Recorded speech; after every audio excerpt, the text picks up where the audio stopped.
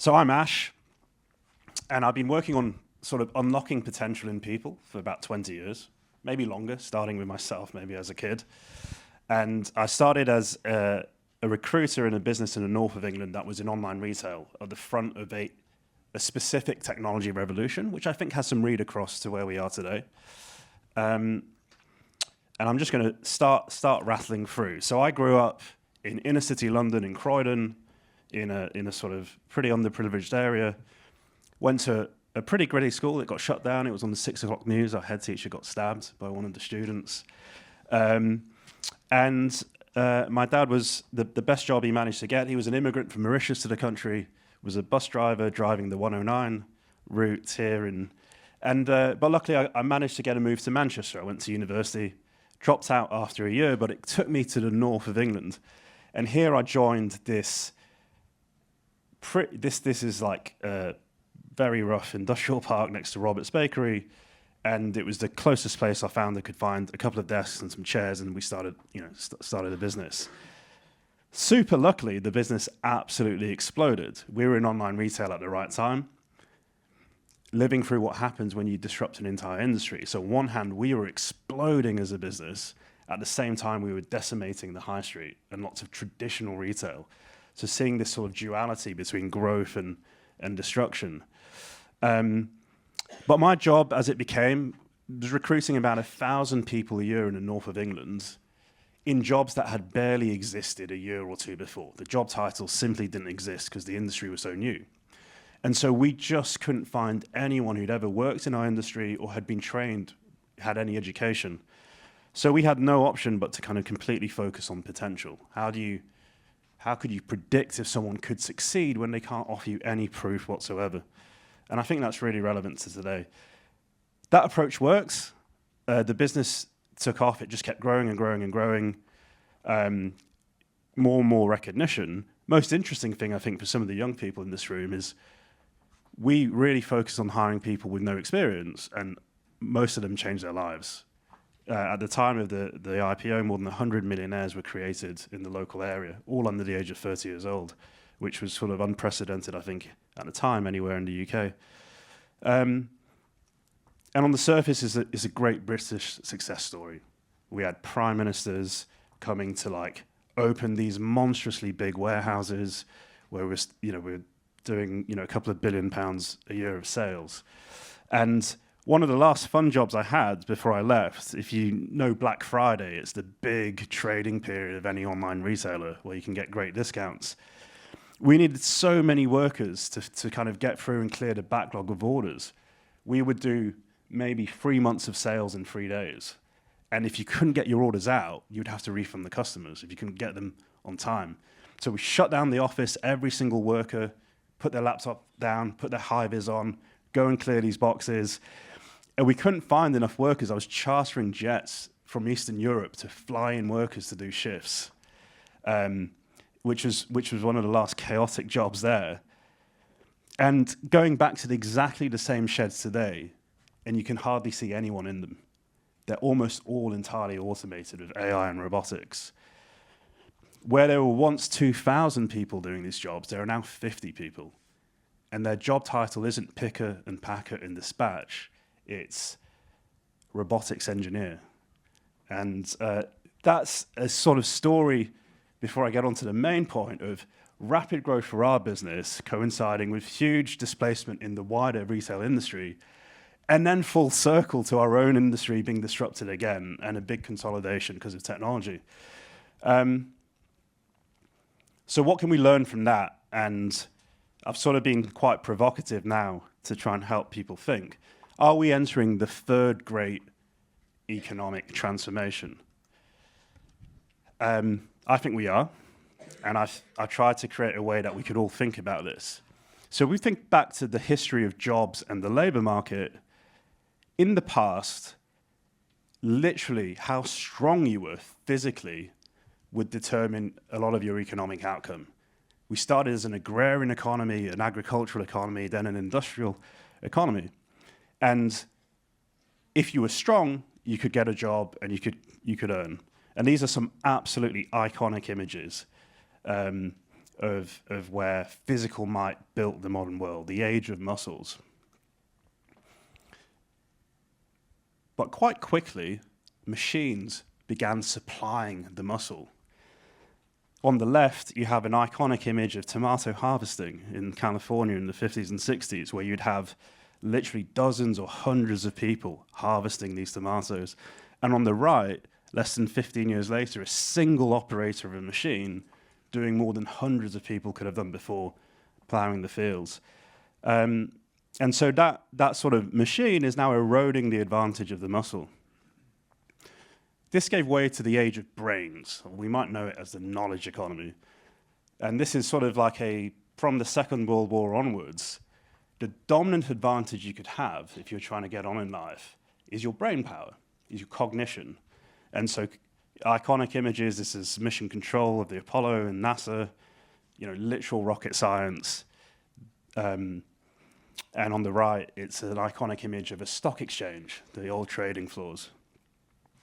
And this applies across many, many industries, but how clever you were sought after by employers, and you would prove that through your credentials, your university degrees, and that's the whole way that we've built our economic machinery today in society is geared around the age of brains. The way you're educated at school, the qualifications you gain, the proof of credentials that employers demand are centered around the age of brains. And I put 2 films here which inspired me. And when I was growing up from this underprivileged, I just wanted to make as much money as I could. I thought, well, the place to do that is in like finance or banking. And the pursuit of happiness with Will Smith, the iconic scene where he makes it. He gets the job, it changes his life. I don't know who isn't touched by that. And the exuberance of the Wolf of Wall Street, the sort of like gung-ho trading and sort of money-making.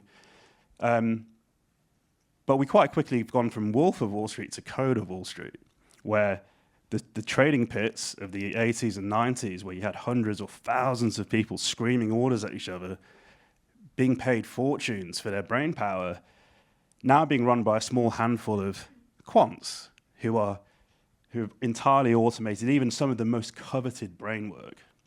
And I suppose the sort of big lesson here is that in each big shift, and I think we're at the age of muscles, age of brains, and I think we're at this sort of like in between, we're leaving the age of brains and we might move to the age of hearts, which I'll talk about, and we're sort of in this limbo where we're not quite in either yet, but we're in this in between. But in each great economic transformation, basically it erodes one previously dominant advantage and it creates a completely new advantage for people in the workforce. So muscles gave way to machines. What it means is people with muscle just earned less, had less opportunity. And brains might give way to hearts here. And what I mean by hearts, and I picked 2 real images. This is a real astronaut shaking hands with a real robonaut. And they do missions together in space, in the space station. And this is an example of like very, very close human and AI and robotics collaboration. And on the right, it's the use of AI in medicine to do just helping medical practitioners be far more effective than they could be on their own. The combination of the 2 together is a force multiplier. And I guess it's my thesis that those who learn to complement the new technology, not compete with it, can capture this new premium. So if you're in the age of muscles and you're trying to compete with a machine, you have no chance. But if you could become the operator inside the combine harvester, you could get the opportunity and continue to, and you'd be paid more, in fact, because you're more valuable. And so it would be disingenuous of me to try and set out the specific sorts of jobs that might exist. But I'd bet a lot of money that this sort of premium will exist for those who are both combining some sort of technical literacy, so understanding how the machines work, with genuine human connection. So those communication and critical thinking and emotional intelligence skills, humans are going to trust other humans before they trust machines. And if you can be the interface, that could be interesting. And then I guess, where am I on time? running short. The final sort of thinking I want to provide this room is a broad concept called the potential economy. So as we move from brains to hearts, this shift is going to create the largest workforce transition in economic history. 375 million people, that's more than the population of North America, will need new jobs in the next 5 years. That is to say, they need to leave the thing they do today that earns a living and find an entirely new thing to do tomorrow. But what? It's impossible to predict. And for employers, many people in this room and outside are desperate for AI capability, but most employers can't even articulate what they're looking for, let alone find it yet. And so that is a huge issue. And on a societal level, if it's transforming society, who gets left behind? But maybe the more important thing is if we look at sort of the age of brains, on this particular slide, and I think it's probably the most important one I show, historically as employers or in our economy, we require people to prove what they can do first. And traditionally, you ask someone to prove what degree they have, what company they've worked for, what sort of credentials they have as a demonstration of whether you're going to provide an opportunity. More recently, there's a lot of talk about skills. So maybe you don't have a computer science degree, but can you pass the coding test? And that is another way of asking for demonstration of proof. Whereas the credentials, asking what have you done in the past, asking someone to prove their skills today is what can you do today? But in this world where everything is changing extremely rapidly, probably, in my opinion, and it's the question we were forced to ask at the Hut Group more than 10 years ago where we couldn't find anyone who could tick those first two boxes, is could this person learn to do this new thing that hasn't existed yet? What could you become? And I think that's quite an empowering thing for an individual. I was always obsessed about what I could become because I wanted to get on in life. As a company, we were obsessed about what we could become because we had goals and ambitions in the future. And it turns out that the sort of basic premise that do you think people in this room could learn to do something new very quickly is a resounding yes. And so I'd argue that all of the talent we need for the future already exists. It's in this room, young and old, but it needs an entire reinvention. And the final thought is potential always matters more than proof at times of massive change.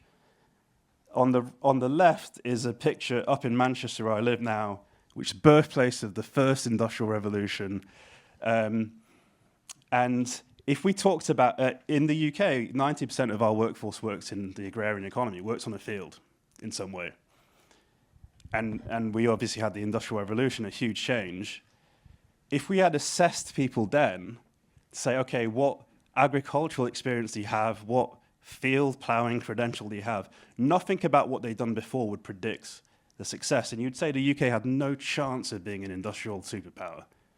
But it turns out people had the potential to transition. And the horsepower to horsepower, I mean, no matter how good you were at sort of harnessing a horse, told you absolutely nothing about what you could do with a car. And we found out at THG that someone's extensive experience in traditional retail was almost inversely correlated with their ability to work in online retail, and we preferred people with no experience. So that's I hope that's helpful. It's not a prediction about what jobs, but maybe it's a mindset and a framing we can all take. Thank you.